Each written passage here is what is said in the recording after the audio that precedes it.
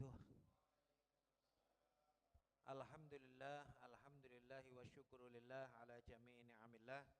Wassalatu wassalamul atamanil akmalani ala ashrafi khalqillah Sayyidina Muhammad ibn Abdillah wa ala alihi wa sahbihi wa man walah. La hawla wa la quwwata illa billah. Amma ba'du, usikum wa iyaya bitaqwallah faqad fazal muttaqun. Ma'asyiral hadirin wal hadirat yang terhormat pengurus BKM Masjid Baitur Rahman, para tokoh masyarakat dan semua yang hadir, ikhwanana rahimakumullah. Mohon maaf atas keterlambatan karena hal yang tidak diduga-duga. Tadi kita orang berangkat dari rumah lebih kurang maghrib kurang 20-25 menit. Namun ternyata ya wallahu alam, karena satu dan lain hal, mudah-mudahan insyaallah tidak mengurangi pahala dari Allah Subhanahu wa taala dan menunggunya kita akan sholat isya berjamaah, menunggunya kita akan majelis ta'lim, juga ditulis oleh Allah Subhanahu wa taala sebagai majelis juga, sebagaimana menunggu sholat itu sholat, dan menunggu itu juga bagian dari ibadah, sehingga bahkan sampai kepada sampai syukron disebutkan dalam sebuah hadis, intidharul faraj ibadah. Menunggu pertolongan Allah itu adalah ibadah kepada Allah Subhanahu wa taala. Bagi orang yang dalam kesedihan, bagi orang yang dalam problem hidup, bagi orang yang dalam dia menunggu pertolongan dari Allah Subhanahu wa taala, itu pun juga bagian dari ibadah. Maka oleh sebab itu dahulu guru-guru kita banyak yang mengatakan kepada kita, nganjurkan kepada kita, setiap saat kita disuruh untuk merasakan menunggu waktu untuk bisa berjumpa dengan Rasulullah sallallahu alaihi wasallam. Menunggu waktu kapan bisa jumpa sama Rasulullah.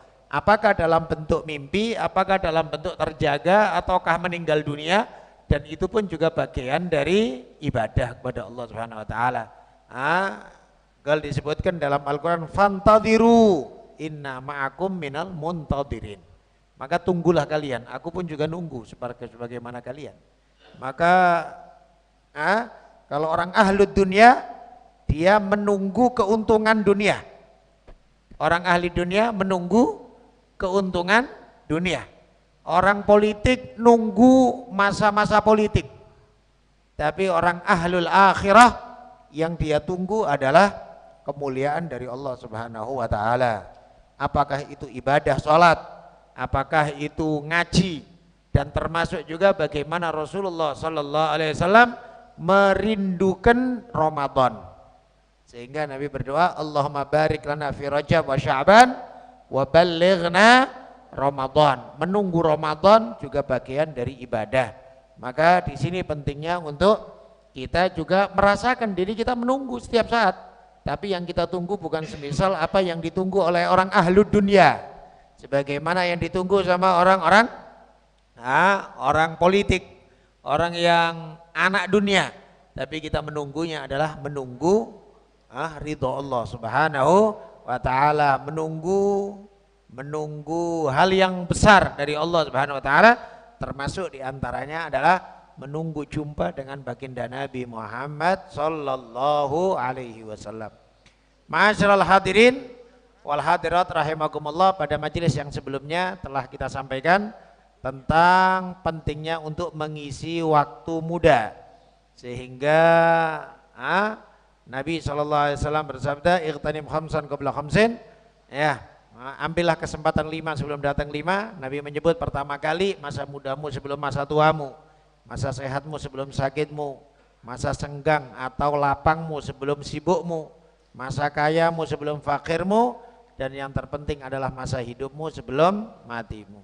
Maka berbagai macam perbedaan para ulama menyebut perbagian umur manusia, tapi garis besarnya adalah umur yang terpenting adalah umur masa muda, yaitu ketika orang mulai awal baligh sampai lebih kurang umur 40 tahun, 35 ke 40 tahun. Kemudian setelah 35-40 tahun sampai umur 50 tahun namanya kuhulah, namanya dewasa.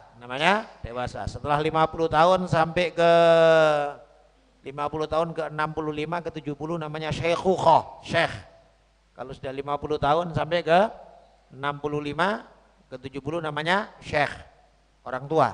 Setelah 70 tahun ke atas namanya al-kibar, masa senja, masa udah tua renta, ya, masa kakek-kakek, ya. Nah, umur ketika sudah berada di puncak kekuatan, yaitu ketika umur disebutkan umur 40 tahun. Ya, ada juga yang mengatakan asyud atau umur terkuat adalah mulai baligh, umur 15 tahun. Ya. Ada beberapa ayat Al-Qur'an yang menyebutkan tentang asyud atau masa yang terkuat. Walamma balagha asyuddahu wastawa ataina hukman wa ilma wa kadzalika najzil muhsinin. Demikianlah ketika dia sampai kepada umur terkuat dan dia kokoh, maka kami berikan dia hukum dan ilmu. Demikianlah kami membalas orang-orang yang berbuat baik. Demikian juga disebut dalam surat Al-Ahqaf, ketika umur orang 40 tahun, ada doa khusus yang dari Al-Quran. Doa umur 40 tahun. Nanti tolong diperhatikan, lihat surat Al-Ahqaf, surat Ahqaf.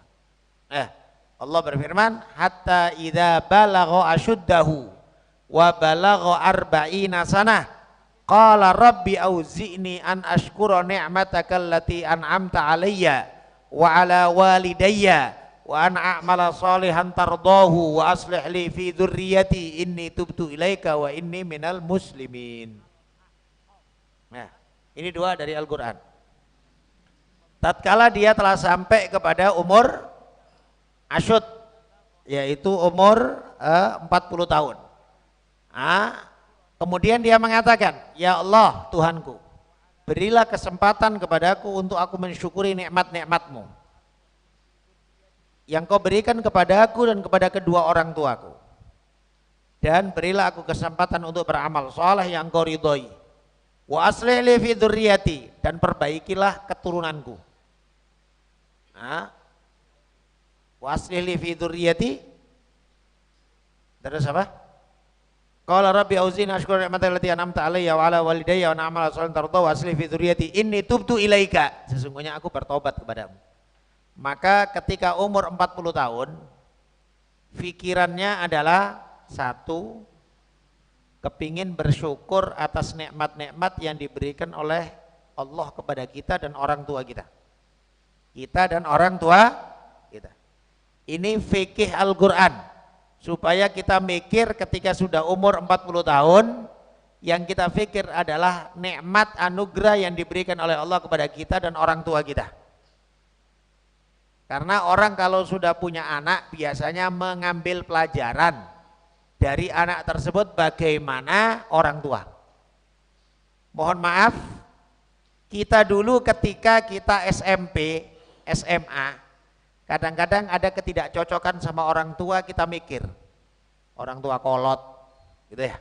Kadang-kadang kita mikir orang tua nggak ngerti perasaan anak muda gitu ya. Sampai kemudian kita mulailah umpamanya ngerti cewek gitu ya. Kemudian kita mulai berani-berani bantah orang tua. Allah, orang tua ini maunya sendiri aja. Allah, orang tua ini masih pikiran kakek-kakek aja. Nggak ngerti apa pikirannya anak muda, kepinginnya anak muda, ya, macam-macam lah pikirannya. Yaudah. Ketika kita masih kecil pun, kadang-kadang kalau udah ada kecocokan sama orang tua, masih kadang mikir, Allah bapak kayak gini, Allah emak kayak gini, Allah kayak gitu. Udah. Terus kemudian kita punya anak.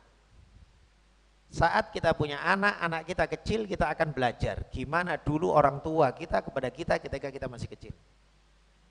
Udah. Kita mulai agak tua, umur 35, anak kita anggaplah umur 8, 9 tahun, 10 tahun. Kita pun juga belajar. Ya Allah, repot juga ya punya anak umur 10 tahun ini. Jaganya gimana di akhir zaman? Itu ya? Yang anak mau seenaknya sendiri, yang anak mau menang sendiri, yang anak kalau umpamanya nggak diturutin dikit merajuk, nggak diturutin dikit kemudian marah-marah, nggak diturutin dikit kemudian ngancam-ngancam Piki dan lain sebagainya. Anda akan teringat masa ketika Anda umur 10 tahun sama bapak Anda. Ketika kita umur 40 tahun, rata-rata mungkin anak kita umur 15 tahun, 20 tahun. 15 tahun, 17 tahun, masa-masa mudanya anak. Sulitnya diatur. Masih lebih senang kepada kawan daripada orang tua. Lebih nurutin kawan daripada orang tua. Kemudian Anda akan ngerasa sendiri, ya Allah, dulu aku sama bapakku punya perasaan kayak gini. Kok sabar kali lah bapakku ini. Gitu. Kok sabar kali lah bapakku. Kadang anak nggak mikir kan hal tersebut. Bisa jadi kadang anak berpikir orang tua nafkahin anak itu kan kewajiban orang tua. Ya memang wajib lah, mau ya apa lagi. Tapi bentuk terima kasih anak kepada orang tua tidak ada. Sulit. Mereka lebih cocok kepada kawannya, bahkan tidak jarang. Seorang anak gadis baru kenal cowok, baru diajak main jalan-jalan, baru dibelikan jagung bakar sekali, baru dibelikan bandrek sekali, sudah kayak ini lebih baik daripada orang tuanya. Orang tuanya ditinggal kadang-kadang, nggak nurut sama orang tuh, baru diajak cowoknya beli mie Aceh 2 kali. Gimana orang tua dulu? Gimana orang tua nyeboin kita? Gimana orang tua perhatian ketika kita sakit? Gimana orang tua kita nggak bisa tidur jaga kita malam hari? Gimana orang tua kita lagi mau lelap-lelapnya tidur, kita kemudian ngompol dan macam-macam. Enak saja anak kemudian ninggalin orang tua hanya gara-gara kawan. Fikih Al-Quran ketika umur 40 tahun berfikir untuk bersyukur kepada Allah, mengingat nikmat-nikmat yang diberikan oleh Allah kepada kita dan orang tua kita. Kemudian yang kedua, wa an a'mal sholihan, mikir untuk beramal soleh. Mikir beramal soleh. Kemudian yang keempat adalah mikir wa aslih li fi dzurriyyati, memperbaiki keturunan. Gimana keturunan supaya menjadi lebih baik. Yang kelima adalah inni tubtu ilaika, bertaubat kepada Allah Subhanahu wa taala. Ini fikih Al-Qur'an ketika umur 40 tahun. Bahkan ada sebuah riwayat, seseorang yang sudah lewat umur 40 tahun tapi dosanya lebih banyak daripada taatnya, maksiatnya lebih banyak daripada ibadahnya, daraba syaitanu wajhah wa qala syaitanu lil akhar, maka setan mukul muka ini orang sambil setan ini ketawa dan bilang sama kawan setannya lain, wajhun bi abi ilanar, kawanku, aku sumpah demi atukku, bapakku setan iblis, katanya. Ini muka sudah masuk neraka ini, katanya. Ini muka pantasnya masuk neraka. Kalau orang udah 40 tahun dosanya masih lebih banyak daripada pahalanya, maksiatnya masih lebih lancar daripada taatnya. Maka setan memukul mukanya orang ini sambil setan ini ngomong sama setan yang lain, bang, ini muka demi iblis, demi atukku, gitu ya, katanya sih setan ini, demi atukku iblis, ini muka pantasnya masuk api neraka. Maka di sini Tuhan, ketika umur 40 tahun, kalau disebutkan seseorang sudah sampai umur 40 tahun, faqad a'dzarallahu lah, sungguh Allah telah memberikan kesempatan lebih pada orang ini. Enggak ada alasan lagi sudah. Kalau sudah umur 40 tahun. Udah melewati fase banyak hal. Masa muda udah, masa dewasa udah, pengalaman udah, ngelihat sekitar kiri kanan udah, bisa berpikir, bisa merenung. umur 40 tahun. Matang-matangnya pikiran umur 40 tahun. Anak kecil ngafalkan lebih cepat. Tapi orang dewasa ngafalkan sulit, tapi kecerdasannya lebih luas. Cara berpikirnya lebih matang. Cara berpikirnya lebih dewasa. Ngerti akan keadaan, itu umur 40 tahun. Istilahnya adalah beberapa hal ini meskipun tidak tertulis, ya, meskipun tidak tertulis, meskipun tidak menjadi sebuah aturan tertulis, tapi mestinya kita harus ngerti sendiri. Ngerti sendiri. Misal, jangan ganggu orang makan, ya kan? Nggak boleh ganggu orang makan, itu sudah aturan umum, tapi meskipun tidak tertulis. Tapi kalau anak-anak kan asal aja, ya kan? Bapaknya lagi makan, ingin kencing, ya kan gitu kan ya? Ini anak kecil, ya, bapaknya makan, dimintain duit, ya kan? Macam-macam. Ya, misal umpamanya kita memahami aturan yang tidak tertulis. Ketika engkau dibayarin sama orang, jangan asal ambil. Ya, di warung dibayarin sama orang, jangan ngambil yang mahal-mahal. Loh, itu sudah aturan umum, ya, meskipun tidak tertulis. Yang ngerti sendiri lah, wong dibayarin orang kok seenaknya sendiri, kepala ikan, ya, nila bakar, yang bayarin gini pikir, ya, nggak dibayarin lagi kau. Ya kalau dibayarin orang itu yang ngerti lah, ya sekedar. Yang kayak gini, ini kan peraturan-peraturan yang tidak tertulis, yang difahamin sama orang yang punya perasaan, gitu deh. Yang difahamin sama orang punya perasaan, beda sama orang yang nggak ngerti perasaan, anak kecil. Udah santai aja, aku bayarin semuanya, aku bayarin, wah dia habis-habisin makan seenaknya, belinya jus, belinya. Nampak nggak dewasa. Tapi kalau orang dewasa, meskipun dibayarin, kita ala kadarnya. Kita lebih kepingin tidak beratin orang, daripada kita beratin orang. Bukan kok nggak kepingin, enggak, tapi kita tahan. Saya akan memuaskan diri saya ketika saya bayar sendiri. Saya punya duit, saya punya bayar sendiri, saya mempersiapkan, saya makan sepuas saya. Tapi ketika ada orang lain yang mau bayarin, jangan pula seenaknya sendiri, semuanya diminta.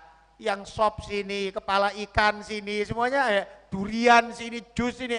Yang bayarin yang inilah Tuhan, kadang-kadang ngerti perasaan. Ya, hal-hal yang semisal ini diketahui sama orang-orang dewasa. Orang-orang dewasa. Ya, maka misal umpamanya kenduri, ya kenduri ya berkatnya satu-satu lah, jangan berkat dua lah, kayak gitu ya. Sama juga demikian ya, itu orang dewasa, ini namanya satu-satu ngerti. Ya, misal umpamanya ada kelebihan buah, kelebihan kue, ya jangan dimasukkan plastik, nggak boleh itu, gitu ya. Yang hak Anda adalah yang sudah dikasih berkat-berkat satuan-satuan. Itu yang Anda bawa pulang, yang mau makan sini terserah. Tapi ada pun yang dihidangkan, itu adalah jamuan. Sifat jamuan itu adalah hak kita makan di situ, nggak boleh bawa. Bahkan disebutkan oleh para ulama, tamu itu nggak boleh ngasih kucing, nggak boleh. Tamu ngasih kucing aja nggak boleh. Kenapa? Karena makanan ini adalah untuk Anda makan. Kue ini untuk Anda makan, bukan untuk Anda kasihkan ke orang. Ngasih itu adalah haknya sahibul bait. Memberi haknya sahibul. Kalau Anda mengatakan, "Allah Ustaz sedikit aja kok." Sini loh Tuhan. Kita tidak membedakan antara sedikit dengan banyak dalam segi hukum dan etika. Dalam segi hukum dan etika. Kalau bukan hak kita, meskipun sedikit kita nggak ngambil. Bukan kamu, "Allah sedikit aja kok." Dari sedikit akhirnya jadi banyak. Karena kita dapetin orang gitu loh ya. Kalau dia ikut maulid, kayak belanja di pajak. Jadi pulang itu jeruk setengah kilo masuk, pisang 2 seser masuk. Loh, kok belanja dipajak ini?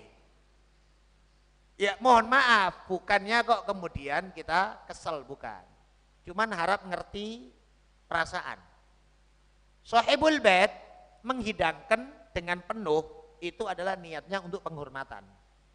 Tapi bukan berarti harus semuanya dibawa pulang. Yang dibawa pulang udah berkat. Nah, kue, jeruk, pisang, ya Anda makan silakan, tapi bukan dibawa pulang. Karena sahibul bait juga mikir, kalau lebih nanti aku kasih ke mertua, nanti lebih aku kirim ke paman, kalau lebih aku kasih ke tetangga. Dia berpikir kayak gitu, tapi tamunya terlebih dahulu dihormati. Jangan pula tamu enggak tahu diri. Ya, kalau nggak salah pernah saya sampaikan tak ubahnya seperti hukum pesta. Anda mau makan tambo 2 kali 3 kali terserah, kalau nggak malu. Tapi makan di situ. Jangan pula kemudian Anda bawa banyak bawa pulang. Tidak boleh. Anda pesta bawa rantangan, tidak boleh. Ya, kayak gitu. Bertamu juga demikian. Hari raya nanti, mau gitu ya, hari raya. Udah. Anda ambil secukupnya, makan kue. Anda mau habisin setengah toples boleh, tapi nggak boleh dikantongin. Nggak boleh dikantongin. Kadang-kadang ada orang nggak ngerti, anaknya suka permen. Oh anakku suka, kantongin. Sahibul baitnya nengokin aja. Ya, ini orang nggak ngerti etika, gitu ya.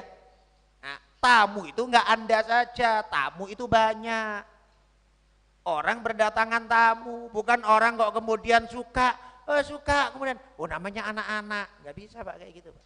Anak-anak perlu diajarin, anak-anak perlu diberi etika, jangan seenaknya sendiri di rumah orang. Ya, semisal umpamanya kita harus ngajarin anak, kalau umpamanya lantainya bersih, lepaskan sandal anak itu, harus.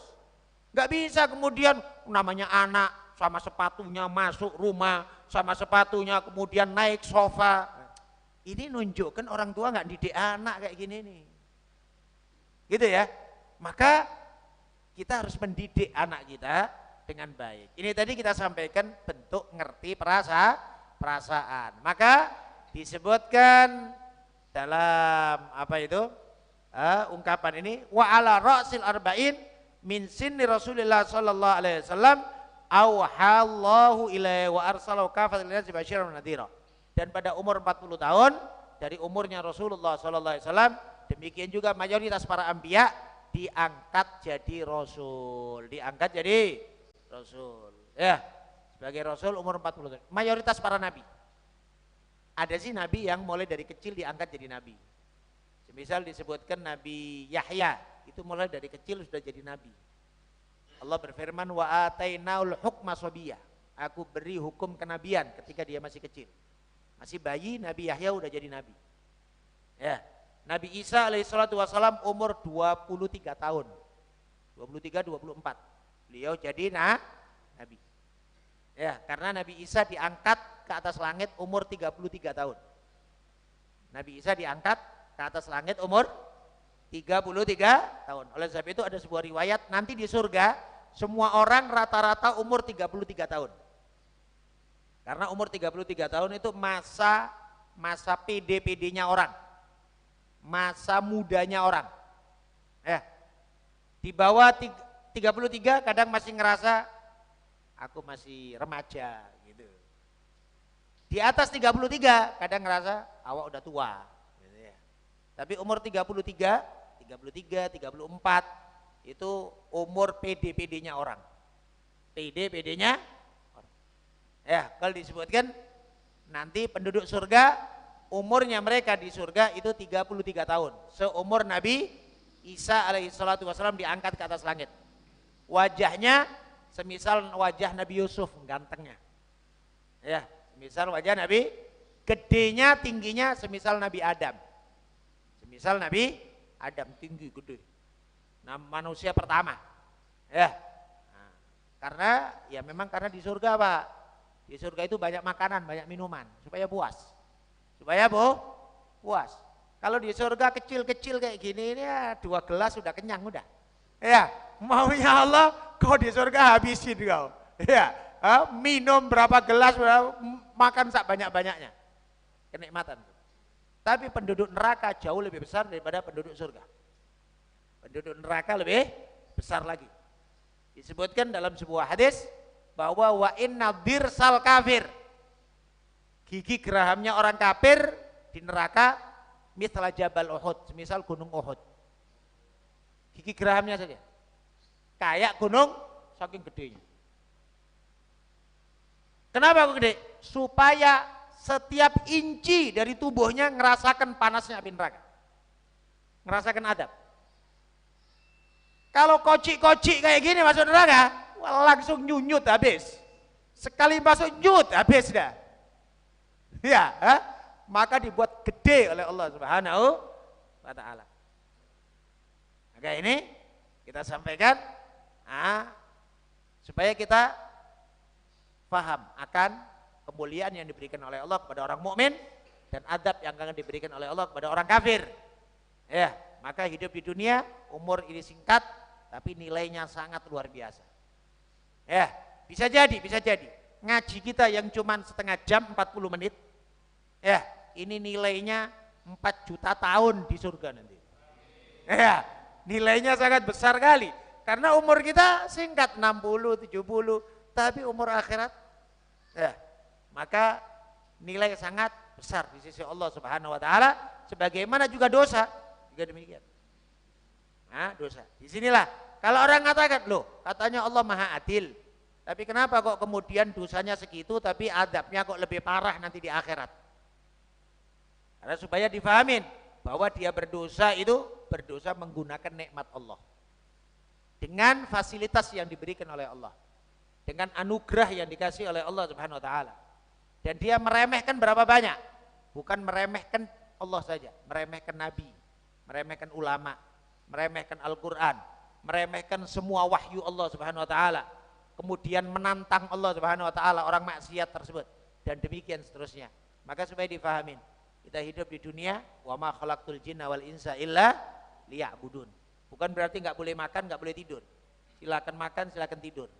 Tapi niatkan makan dan tidur untuk ibadah kepada Allah Subhanahu wa taala. Jangan sampai kemudian kita hanya kepikir kebutuhan hidup kita. Arahkan bedanya orang mukmin sama orang kafir. Kalau orang kafir mikir kebutuhan hidup. Tapi kalau orang mukmin kebutuhan hidup untuk ibadah. Kebutuhan hidup untuk ibadah. Istirahat tapi untuk ibadah. Maka kita berpikirnya enggak ada kesenangan nafsu, enggak ada. Yang ada adalah ridho Allah Subhanahu wa taala. Kita enggak ngurusin senangnya kita, gembiranya kita, puasnya kita. Bukan itu yang kita cari. Yang kita cari adalah kesibukan taat kepada Allah Subhanahu wa taala. Capek, tidur. Tidurnya untuk nanti lanjut ibadah. Lapar, makan. Tapi makannya supaya kuat ibadah, kuat ngaji. Ya, senang-senang rekreasi juga demikian, bukan untuk nyenengkan nafsu, bukan. Tapi senang-senang rekreasi untuk mencari pahala. Gembiranya anak, gembiranya istri.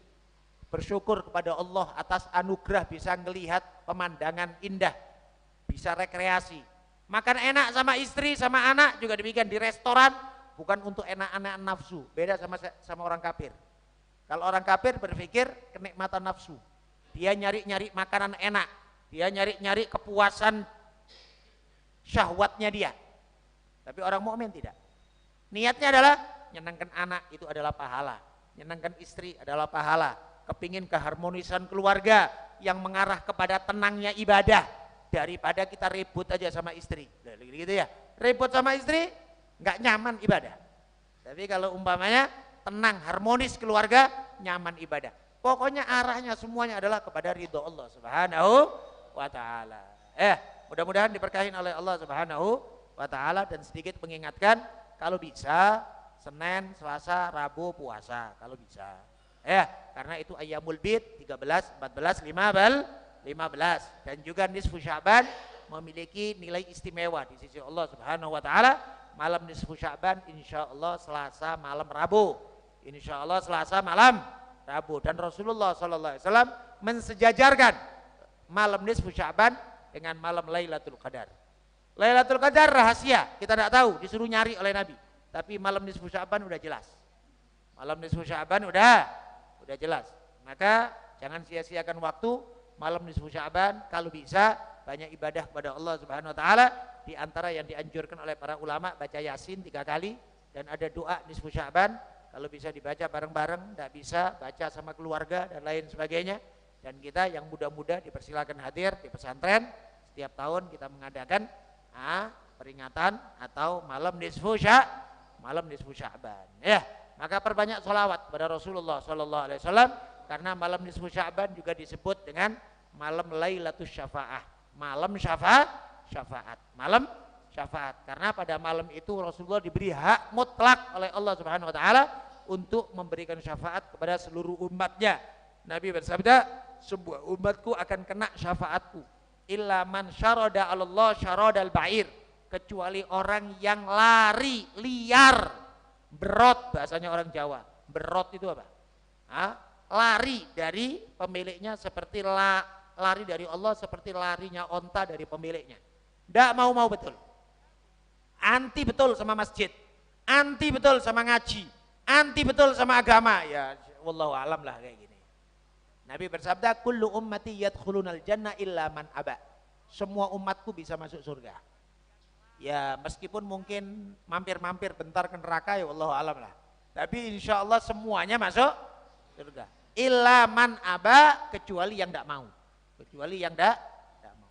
Ya kalau tidak mau gimana lagi? Iya. Sampai Nabi sendiri bersabda, ajibtu li ummati. Aku ini heran sama umatku. Yusaguna ilal jannah bis salasil. Masuk surga saja harus ditarik-tarik pakai rantai. Masuk surga ditarik-tarik pakai rantai. Apa maksudnya? Didorong-dorong luar biasa. Syafaatnya Nabi dipaksa-paksain oleh Nabi. Hadis yang sama juga demikian, Nabi bersabda, ana akhudhu bi hujajikum anin nar walakinnakum tatafallatuna anni. Aku memegang perut kalian dari api neraka, aku tarik ke atas. Aku pegang perut kalian. Megang perut itu pertolongan yang paling kuat loh Pak. Megang tangan bisa lepas. Megang kaki bisa lepas. Megang kepala bisa lepas. Tapi kalau megang perut enggak. Megang perut itu yang terkuat. Itu ya. Nabi bersabda, aku pegang perut kalian untuk aku keluarkan dari api neraka. Tapi kalian berusaha melepaskan diri dari peganganku. Kalian sendiri yang berusaha untuk melepaskan diri. Nabi mau ngasih syafaat semaksimal mungkin. Tapi kadang-kadang kita hanya yang gara-gara nafsu, gara-gara duit, gara-gara jabatan, gara-gara politik, kemudian nerjang aturan. Ya, wallahu a'lam bishawab. Mudah-mudahan kita semuanya mendapatkan bagian yang sempurna dari barokah malam nisfu Sya'ban. Amin ya rabbal alamin. Hati-hati dengan sifat hasud, hati-hati dengan sifat dendam, hati-hati dengan sifat benci, hati-hati dengan sifat qat'ur rahim, mutus tali silaturahim. Itu menyebabkan orang tidak dapat ampunan di malam nisfu Sya'ban. Mudah-mudahan kita semuanya mendapat bagian sempurna dari ampunan nisfu Sya'ban, rahmat yang diberikan oleh Allah di nisfu Sya'ban. Amin ya rabbal alamin. Al-Fatihah. Bismillahirrahmanirrahim. Ar-Rahmanirrahim. Siratal ladzina. Bismillahirrahmanirrahim. Alhamdulillahirabbil alamin. Allahumma shalli wa sallim ala sayyidina Muhammad wa alihi washabihi ajma'in. Rabbana taqabbal minna innaka antas samiul alim wa tub alaina innaka antat tawwabur rahim. Allahumma zidna ilman nafi'a wa amalan salihan mutaqabbala wa rizqan wasi'an halalan tayyiban mubaraka. Allahumma altuf bina fi qada'ik wa afina min bala'ik wa uzina syukran a'maik wa hab lana ma wahabta awliya-awliyaik wa ansurna ala a'daik wa jal khaira iyamana wa as'adha yawma liqa'ik. Allahumma zidna ilman nafi'a wa amalan salihan mutaqabbala wa rizqan wasi'an halalan tayyiban mubaraka. Rabbana atina fid dunya hasanah fil akhirati hasanah wa qina adzabannar. Sallallahu alaihi wasallam ala sayyidina Muhammad wa alihi washabihi ajma'in walhamdulillahi rabbil alamin. Walafu minkum. Assalamualaikum warahmatullahi wabarakatuh. Muadzin.